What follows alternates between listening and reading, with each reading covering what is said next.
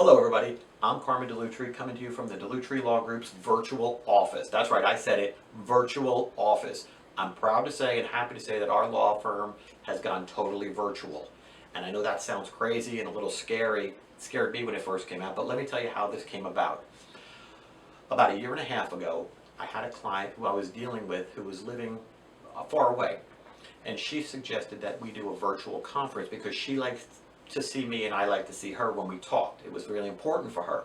And she said, well, let's try this. So we tried it. It was not that great, but we did it. And then she said, wouldn't it be great if we could do this all the time?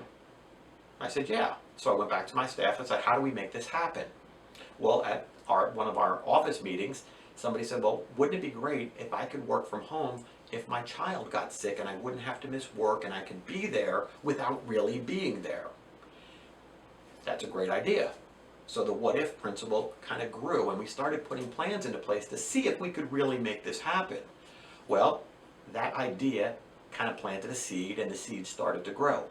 About 6 months ago, it really got rolling when we started buying software, making sure that we were making the proper connections, because we're not going to roll anything out here if it's going to compromise our service. That's where I draw the line. If anything is going to happen and the client is not going to receive the level of service that I demand, it's not going to happen. So again, we worked, we planned, and now I can honestly say that anything that could have happened in the office can now happen virtually.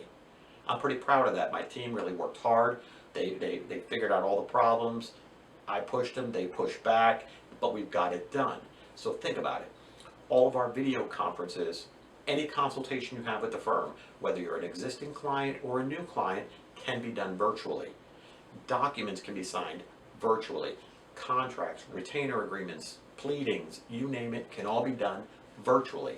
Money's coming into the firm, going out of the firm, can all be done virtually. Anything that needs to be reviewed, signed, again, consultations, all done virtually, and it's pretty awesome. One of the things we haven't figured out, and we don't know, and we'll get back to you on this, is what the courts are going to do. Obviously, the courts, they haven't shut down completely, but they have to put plans in place to protect the court staff, everybody at the clerk's office, the judges, from this virus. So what happens now is what I think is going to happen is that they're going to require the attorneys to make sure we've got our clients on video, some way, shape, or form, so that our clients can be there at the court hearing virtually.